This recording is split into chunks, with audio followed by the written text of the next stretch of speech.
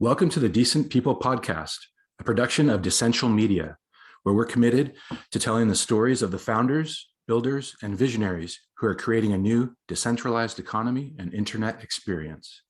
You guys know it as Web3 or blockchain, and we're going to bring you the smartest and most interesting people in the space for intimate conversations that reveal their background, how they got into crypto in the first place, and what they're doing today to make a decentralized future a reality. Thanks so much for joining us. Make sure to check out our site at decentral.io. Now, to the show. Hi, and welcome to the latest episode of the Decent People Podcast. I'm your host, Matt Leising, and today we're joined by Tim Beiko, who leads the All Core Devs team for the Ethereum Foundation. What that is a group of computer programmers who maintain the Ethereum mainnet and are working on the current upgrade that's in progress, known colloquially as ETH 2.0. And we're talking about the merge, which is going to happen here in a couple weeks, hopefully. Tim, how you doing? I'm good. How are you? I'm great. Thanks for coming on. I really appreciate it. To give listeners just sort of an update from the guy who's running the show for Ethereum on how things are going. So I thought what we could do, Tim, is just to kind of lay the groundwork here to start at the beginning with, what is proof of work, and then kind of work onto what is proof of stake. Why is Ethereum doing this? And so maybe you could just kind of briefly tell listeners what proof of work is and why it was so important to blockchain, or excuse me, to Bitcoin in the first place. Right. So the challenge, or like the question that proof of work kind of solves, is if you have a blockchain, who gets to create the next block in the blockchain, right? Like who kind of has the right to append a chain, and how do we make sure that, especially in Bitcoin and Ethereum's case, this is not like a whitelisted somehow? Because we know how to do that, from a computer science perspective.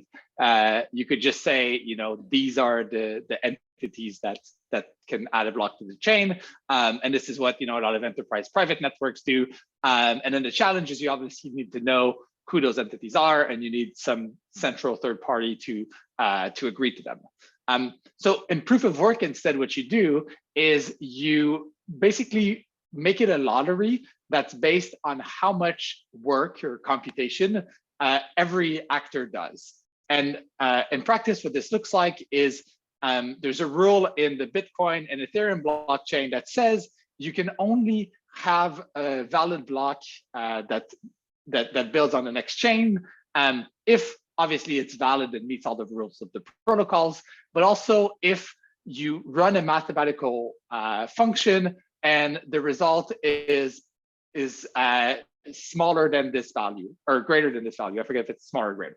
And basically what you do is you run a hash function, which takes a bunch of input data, applies some computation on it, and creates an output, which is, it's impossible to go from the output to the input data. But if you have the input data, you can very cheaply verify that it matches the correct input. And so because of this property where it's very easy to verify, but it's very hard if you don't have the right input data to create this hash, what miners do on Bitcoin and Ethereum is they take all of like the transactions in the block, and then they literally add a random number to it, and then they check, does this satisfy the equation? And then it doesn't, and then they check again, and they do this billions or trillions of times. And then at some point they do find something that satisfies the proof of work equation. And then everybody else on the network can then verify that their solution is valid really cheaply. And that's kind of the ingenious part, where it's really hard to create this the solution, but then once you have it, everybody else can verify. And then the last kind of interesting property is it's very easy to make this mathematical problem harder or easier based on how many people mine on the network. And so this is what, again, both Bitcoin and Ethereum do. So Bitcoin has this rule that says if blocks are coming quicker than 10 minutes, make the problem harder so that it kind of slows down the network back to 10 minutes. And Ethereum has the same rule that says if it's not at 13 seconds, either make it harder or easier so that we get back to this 13 seconds. Yeah, it's fascinating. It's really, I think, the major breakthrough that Satoshi Nakamoto came up with was this proof of work idea. And like you said, he also wanted Bitcoin to be decentralized. If you have a whitelist, obviously there's got to be somebody who's a central authority who's maintaining that whitelist. But here, anybody with the right computer equipment can connect to the network and start competing to be mining the next block. The other thing I love is just to break it down a little bit. The hash function for listeners is basically you're looking for a certain output where I think it's the number of leading zeros in the output. And what you do is there's a hash function and you just start with a random string of characters and put that through the hash function. And you have to, basically it's trial and error, and you have to change that input hash, that input string, like one character at a time until you find like, okay, now the output hash has a leading zero, but you need something like 32 leading zeros to get to solve the proof of work equation. So it's really just this trial and error process that is why I think it helps people to understand that this is why it takes so much computing power and so much energy and so much just fossil fuel kind of use, because it's really just honestly just you have to try and fail until you get the right input hash that gives you the right output. So let's talk a little bit about that, Tim. Like that's one of the main I think criticisms of proof of work. While it's very secure and has been tested over time, it does demand a lot of energy and a lot of fossil fuels being burned to provide that energy. Right. So it is, it literally in the name, proof of work, it is kind of converting raw energy into security for the network. And so that means there's basically two reasons why it takes so much energy. The first is because you need the network's issuance to pay not only you need the network's issuance, to compensate the miners for the cost of their equipment, right? Because otherwise, if it was not profitable for anybody in the world to mine, they wouldn't, and the network wouldn't be secure. So you need to kind of issue enough new currency to compensate for that. And obviously, because people are paid from the network for that, it creates an incentive for them to add mining equipment. We should say right here that the winning miner in either Ethereum or Bitcoin's case gets an amount of free Bitcoin or Ether. So that's what makes it worth their while. Yes, right. And nobody else does, right? This is kind of the interesting point too, is that, the person who creates a block gets the block reward. And then it's literally like a lottery. It's like the lottery restarts from scratch at the next block. And so that's one of the big reasons. It's just like, the network needs to pay for that. It creates an incentive for it. And then the other reason why it creates so much, it uses so much energy, is that we want to limit the throughput of these networks on both Bitcoin and Ethereum in order for them to remain decentralized. And I guess the reasoning there is that if we had blocks on Bitcoin, say, come every minute instead of 10 minutes, then the amount of data on the chain would grow 10 times as quickly. And Ethereum is basically the same thing. It's 13 seconds now, but if it was 1 second instead of 13 seconds, we would grow roughly 10 times as quickly. And when you grow the amount of data that every node on the network needs to store, obviously, it means that the people on the network who run a node who are not compensated for it need better and better hardware to maintain their node.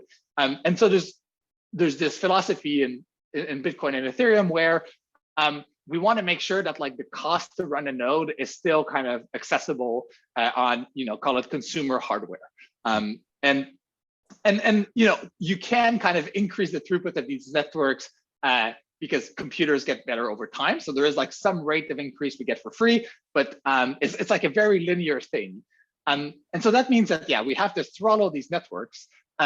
So then when more people want to mine the network, we need to basically make it harder for them in order to keep this throttle on. And so that means it's kind of a weird thing to understand, but it's like the more energy like mines Bitcoin, it does not. It makes the network more secure in that you need to expend that much energy to revert transactions. But there's a point where like it does not like contribute to at the very least the average user's security much more. There's definitely diminishing returns. So it's kind of like this sink that it's like this this thing that has infinite appetite for computing power, and it'll just absorb as much as it can get. And there's no there's no way in which like if you add more computers it sort of becomes more efficient or anything like that. You don't get any like economies of scales, and so you end up where like you do consume more and more energy. Yeah, it's a tricky balance though, right? Because the ethos of it is that you want anybody in their house to be able to run a node or to try to mine on the network so that it's as decentralized as possible. Yet as we've seen over time, server farms grow up where there's just like you've got miners that are running thousands of CPUs or GPUs, and so it's a tricky balance, I think, just to try to keep that. But one thing I'll add to that is you obviously want ideally mining and validation to be accessible broadly, and in practice it's there's a lot of challenges there, but there's still a lot of value in having non-mining nodes on the network. And I think this is something that like basically every other blockchain than Bitcoin and Ethereum, and maybe a handful of exceptions, get wrong, is that if the only nodes you have on the network are the miners or the validators, they can agree to collude and say, print themselves, a trillion ether, and no, there's no one who's gonna like be able to watch that, right? Because they literally run the only nodes. Or at the very least, they won't be able to like stop it at the network level. Whereas on Ethereum or Bitcoin, even if say a single entity controlled all of the mining power on either, if they actually as long as you have like more than one. But what happens is imagine the miners, they decide to print themselves a trillion ether. That transaction and that block gets gossiped over the entire Ethereum network, and all of the listening nodes will then choose to reject that block because they'll say they still, even though they don't create a new block, they still validate that the block that was created meets all the protocol rules. And so a block which like prints a trillion ether would get rejected by all the network. And so there's no way for like kind of malicious miners or validators to spread their bad blocks over the networks. And so it's almost like these like listening nodes, they kind of act as antibodies for the network. And so it's very important to keep them and to keep kind of the resource requirements for them low, because otherwise it becomes much easier for just the validator set to collude, because they basically don't have to share their blocks with anybody. And by the time people realize, the chain might have progressed so much that it becomes undoable to that's a fascinating point. I hadn't thought about it that way. It's also interesting just on the security front that what you excuse me, to reverse transactions on the network, excuse me, it's this 51% problem, right? And with mature networks like Bitcoin or Ethereum, what that means is if you wanted to reverse some historical transactions, say pay yourself a trillion ether, you would have to maintain 51% of the computing power on that network, and then somehow try to re-engineer or revalidate that node or that block that you wanted to change, while at the same time keeping the network going, so that nobody noticed. And it's like a very, very difficult thing to do. Yeah, so there's a nuance that's also worth highlighting there, where even on Bitcoin and Ethereum, if you control 51% of the stake, you cannot, or the mining power, you cannot create an invalid block. And so what that means is you can't, if you didn't already have like a trillion ether, which nobody has, you can't mint it into existence, even if you control the majority of the hash rate. And this is because we have all these other listening nodes on the network, which will kind of block you. What you can do though, there's two things you can do if you control the majority of the mining power at stake. One is you can censor people, which is bad. So if you control 51% of the chain, and say, imagine you're China, you control 51% of the mining power, and you want to censor transactions from Taiwan or some other country, you could just decide to not include any transactions from the blocks from a list of addresses. And if a block that you see has those transactions in. You decide to not mine on top of it. You mine on top of the previous block, and as long as you have 51% or more, probabilistically over time, your chain is going to become the heaviest, so those transactions are going to be excluded. So that's one thing that's bad, is you can just gate people out of the network, and that's something we want to avoid. The other thing you can do if you have the majority of the hash rate is you can do what's called like a double spend attack, where if you already own coins, you send them to an exchange, you sell them to, you sell them for USDC, whatever, you cash out on some other chain, and then you can reveal another fork that you have that actually has more hash rate, that becomes the valid chain in which you never sent those coins. And so because obviously, the payment was processed off chain, there's no recourse there's no in protocol recourse for that transaction, but then you still get to keep your coins on the other side.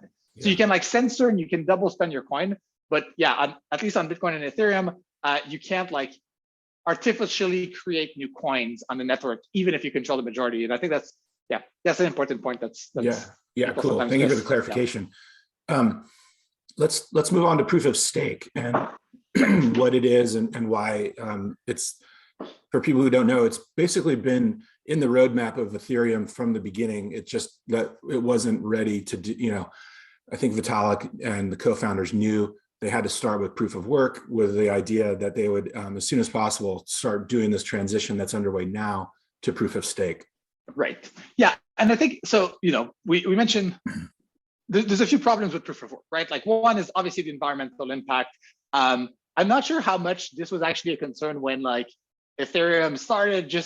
I don't know if people knew it would get so big, and I'd be curious to dig into that. But today, that's definitely like a major concern and like one of the motivations for moving away.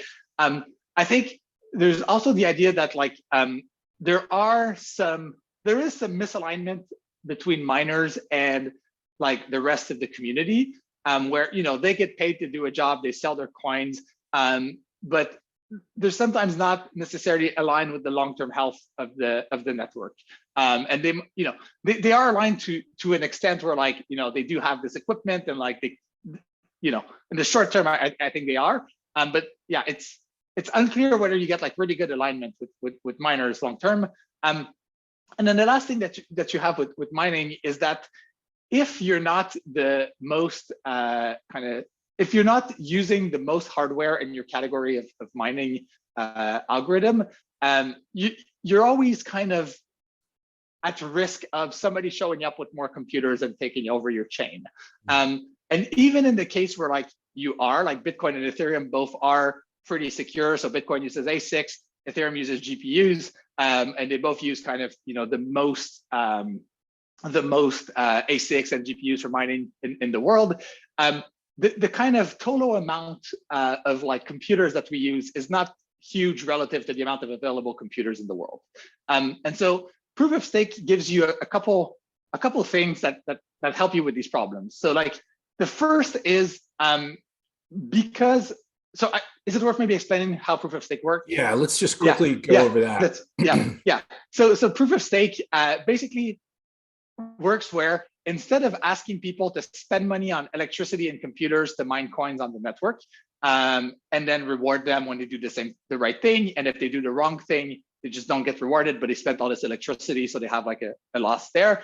On proof of stake, instead we say, we'll have some lottery mechanism which chooses the next person who produces a block, and if they do the right thing, we'll give them a bit of money, kind of like interest on their stake. And if they do the wrong thing, we'll take away money from them. So they put up like a bond or a stake as collateral, and then they propose a block, and then other validators on the network will say whether this block was valid or not. If it's valid and like some thresholds of validators agree that it's valid, then they get rewarded. And then if somebody can prove that it's invalid for whatever reason, they lose part of the money. And in Ethereum, we call that getting slashed. And so high level, that's how it works. Ethereum has always wanted to move to this, but we also always wanted to make sure that we kept this idea of like decentralization in the network.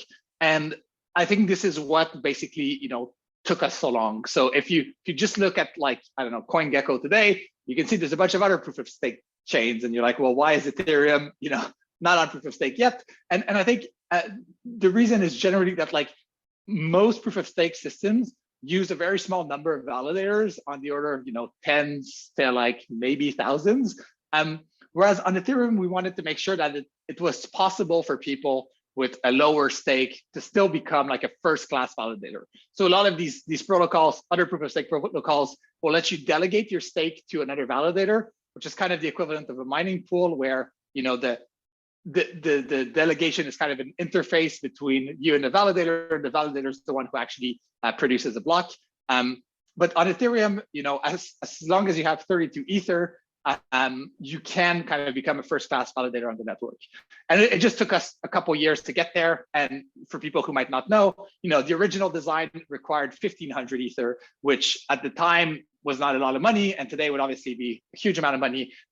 So, just through a bunch of like R&D work, we managed to get to a design which we're now very confident in, but that not only is safe and can secure the network, but is also accessible, to a larger amount of users. Yeah. And obviously 32 ETH is not trivial. Like it's still, $100-ish thousand at today's prices. But it is much better than 1,500. And I think it is something that hopefully in the next few years, we can continue to keep pushing down to make sure that, it is possible for end users to run a validator. Yeah.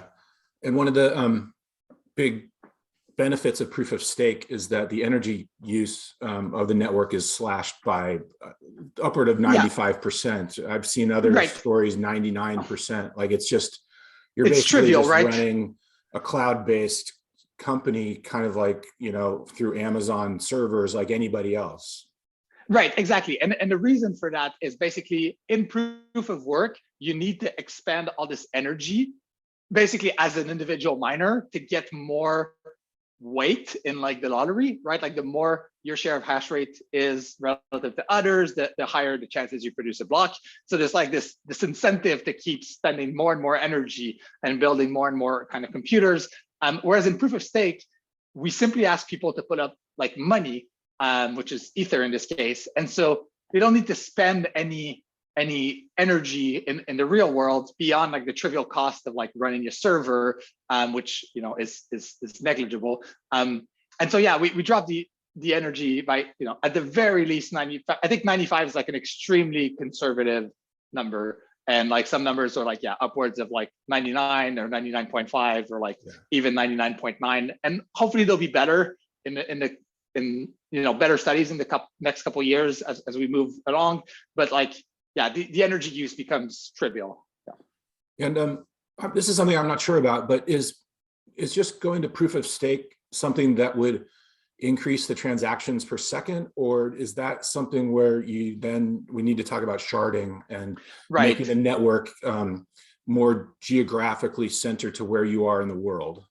Right. So the short answer is no. Yeah, proof of stake does not give you more transactional capacity, and it's for the same reason where we're not, and this is also something people misunderstand.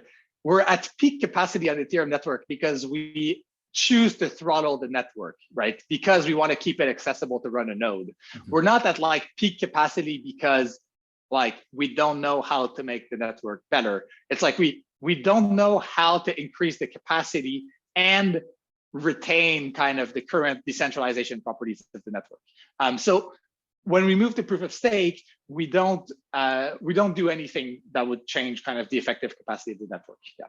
Okay. Yeah. And as you were alluding to, this has been a years-long project.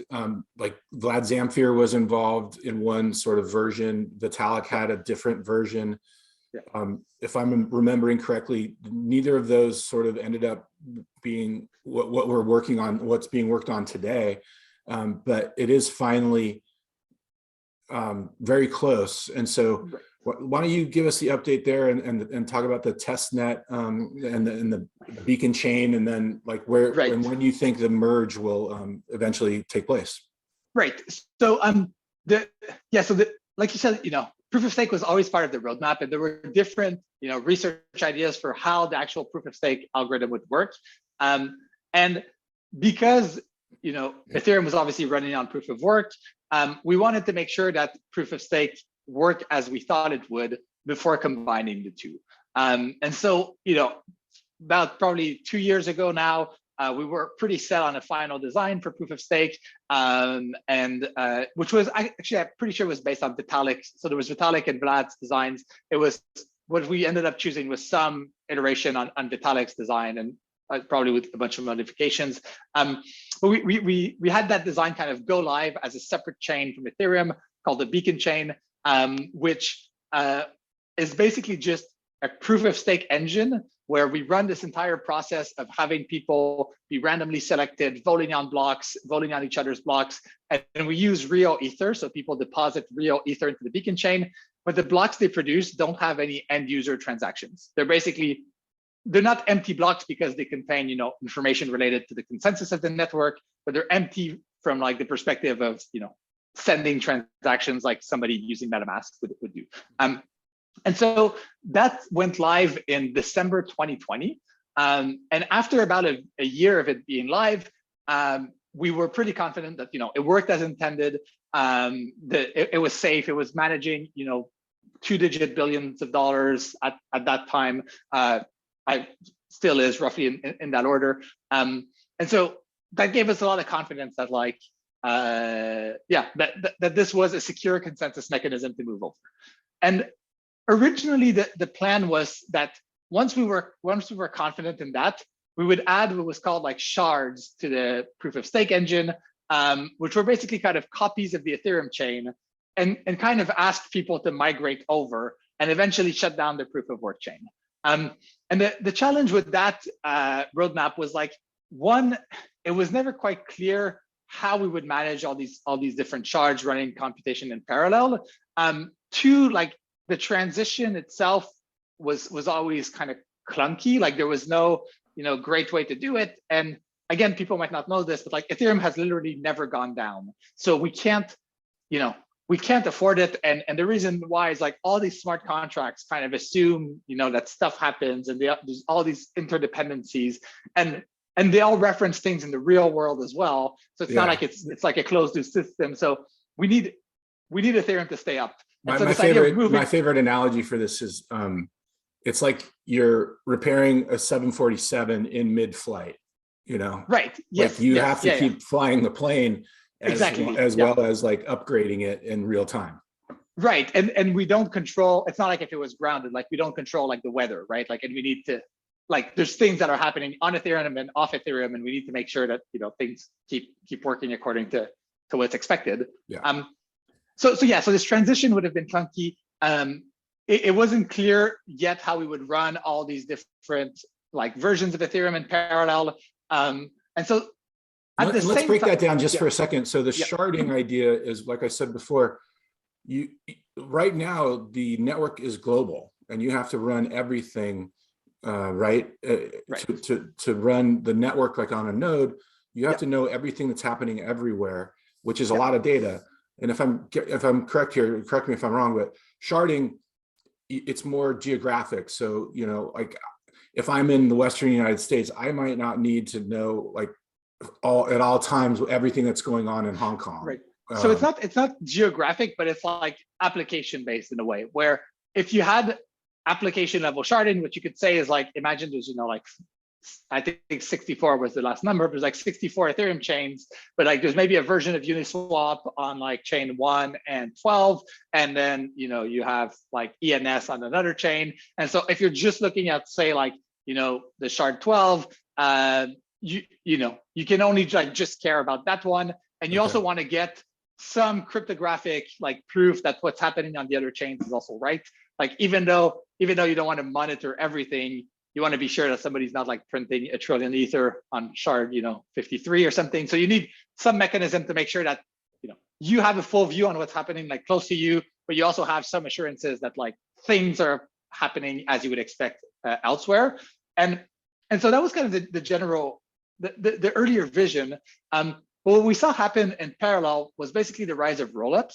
And so rollups are similar to sharding in that they're separate, Ethereum chains, but rather than be part of the protocol themselves, they're built kind of like applications on Ethereum. And this is like really underselling rollups. Like they're much more complex than that. But just so please, rollup teams don't come after me about this. But like just from a layman's perspective is if we had this application level sharding, the client developers on the core Ethereum protocol basically need to manage all that complexity.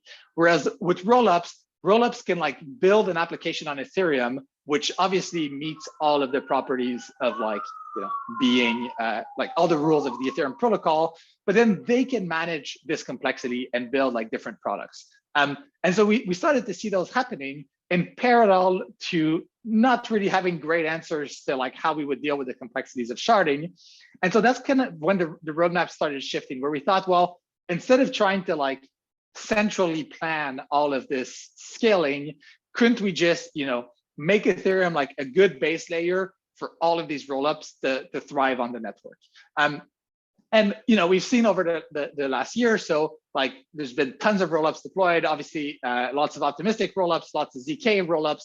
And just the fact that you have like these two completely distinct categories, both building on Ethereum, I think shows that this was a better approach, because like, you allow different teams to explore different parts of like the design space, and, and over time we'll see which is best, but like, or if they both live side by side.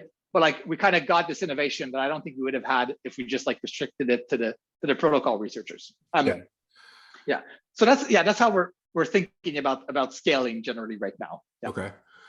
And so you guys have been running these test nets for several months. It seems like things are going well. And are we in a time period of May, June to do the merge? Right. So just to get back to the merge. So we have the current proof of work chain now. We have the beacon chain that's running in parallel. We're scaling using the rollups, but yes, we still have this proof of stake chain that's like separate from Ethereum today. And we'd like to bring it in to merge it with Ethereum. And what we mean by the merge, just to make sure your listeners kind of understand, is we're gonna combine both chains and stop relying on proof of work to tell us, who produces the next block, but instead kind of fill the blocks on the beacon chain with the kind of transactional content that we see on Ethereum today. So what the system will look like, after the merge is you have the beacon chain, which chooses a validator to produce the next block. That validator then bundles a bunch of transactions and creates the block. And that's how Ethereum runs. And then those transactions can be aggregated transactions from rollups, which kind of provides scalability. Yeah, so the insight we had, which kind of changed, our roadmap around the merge, was that today on Ethereum, the nodes can already use different consensus algorithm than proof of work. So obviously on mainnet, that's what we use, but on a lot of the test nets, we use what's basically called proof of authority, where we just whitelist specific people to create blocks, and private networks use this too. And so we basically decided that instead of trying to like either really combine both networks or migrate or something like that, we could, from the point of the merge, have the current Ethereum clients simply decide to switch to proof of stake as their consensus algorithm. And what this meant in practice is that we could reuse all of the infrastructure that we already had. So all of like, obviously the Ethereum clients like Aragon, Geth, and Ethermine that exist today that run the network would be reused, but also like everybody that's built infrastructure around that, things would kind of work seamlessly. And by also just like moving from this world where we transition all the applications over to one where we just switch the mechanism by which we decide who creates the next block, we can kind of ensure there's no downtime, because how it works in practice is we just say, once we've reached this proof of work block, then we expect the next block to be created by proof of stake. So from a like smart contract perspective, there's literally zero downtime, where one block was just created by proof of work, the next one is proof of stake, and then the one after that is proof of stake. Right. It's obviously not a simple process, but this is a simple approach to switching. Right. It is like a simpler design, and obviously, the devil's in the details, and it took us like almost a year now to go from like having that design implemented to having something we think is robust. Yeah. So May of last year, we weren't sure this was actually going to work, but we kind of had a hackathon where we got all the client teams together for a month and tried to prototype it, and it did work. So we were confident in the design, but we knew there would be a ton of issues around it. And so we spent like the summer kind of going over those issues, trying to fix things up. And then in the fall, we all met together in person again. And what we had done in May was basically show that the final state would work, where you had, like all our current infrastructure, but running on proof of stake. And so in October, we all got together and we tried to make sure that we could actually run through this transition process, like start on proof of work, make this migration happen, and like finalize on the other side and have everything run smoothly. So we locked everybody out. We locked everybody together for a week. And we managed to get, again, like a prototype of that working, which I think at that point got us really confident that, like, there was no like major issues with this. Like, sure, there would be bugs and whatnot, but we knew that like the final design was sound, the transition approach was sound, and we just kind of needed to solidify it.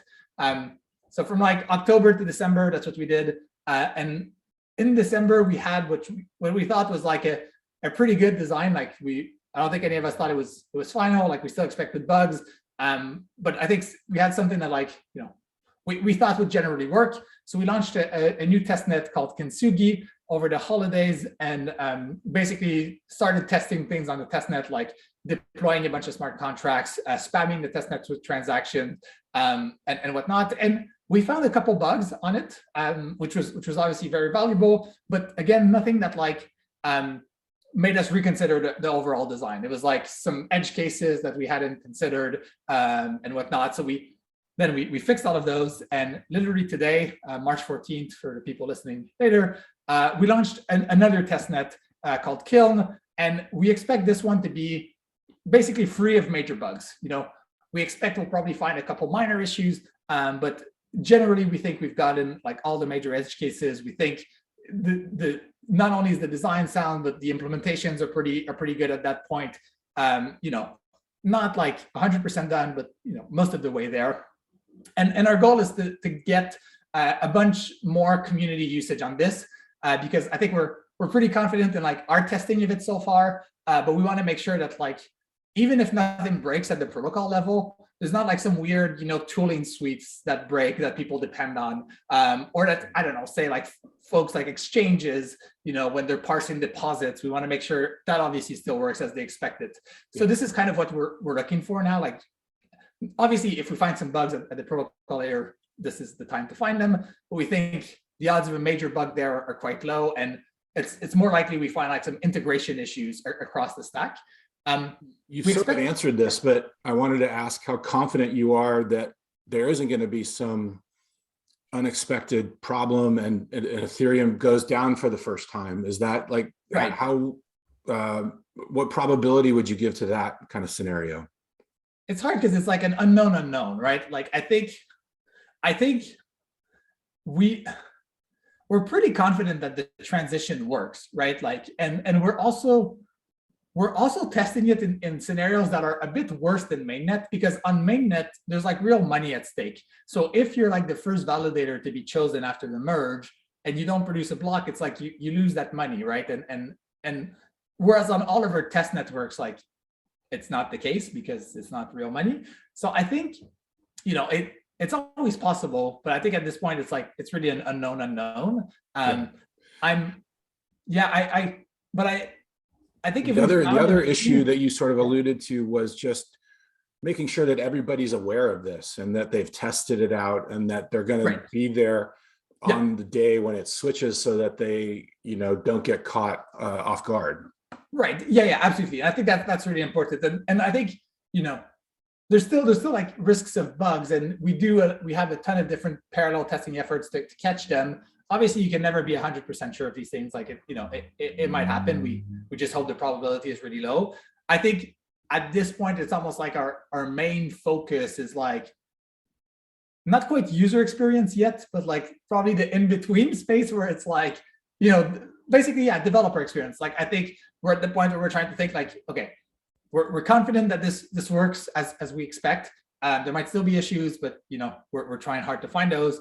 assuming it works like we expect, does it work with everything else that's built around Ethereum? Does it work with Infura? Does it work with and Infura and MetaMask are like the easy cases to test, but like I think things around like, if you're say Uniswap and you have like an automated deployment tool that like updates your front end when you change your smart contracts and whatnot, like does all this stuff kind of work? If you're using like a library to create transactions, like does it work? And so it's like all these interactions, like, does Etherscan, work, to support every balance of every operation that's happening. It's kind of like when you lose your credit card, and you have to get a new number, and like, where to go to change most of it, but then there's these things that you've forgotten about, then they just suddenly stop working because the card is no good.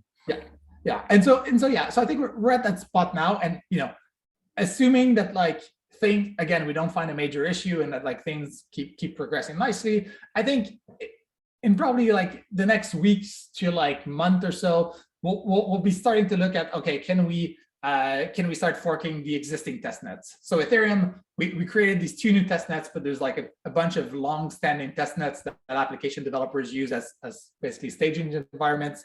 And so we always like want to run those through any upgrade before to make sure that things work again on those networks. And those networks also have pretty high usage. Like they have higher usage than a lot of like real blockchains. Is that like Ropsten? Is that one of them? Yeah, Ropsten, Gordy, Rinkeby. Yeah.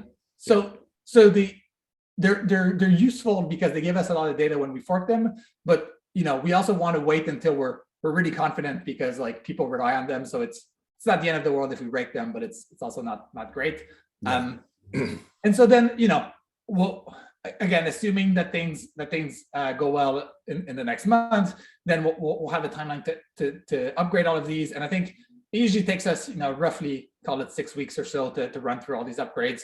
And I think, again, assuming all those go smoothly, then we'll be looking at a time to upgrade on mainnet. And so we haven't, we don't have a date yet. I think it's always hard to like predict this stuff.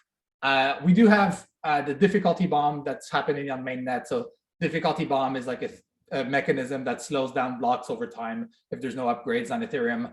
It's going to kick in sometime in like June, early July-ish. So I think in an ideal world, that would be a great time for the upgrade to happen. But like it's hard to put that as a prediction, because it's really like a sequence of things that has to happen.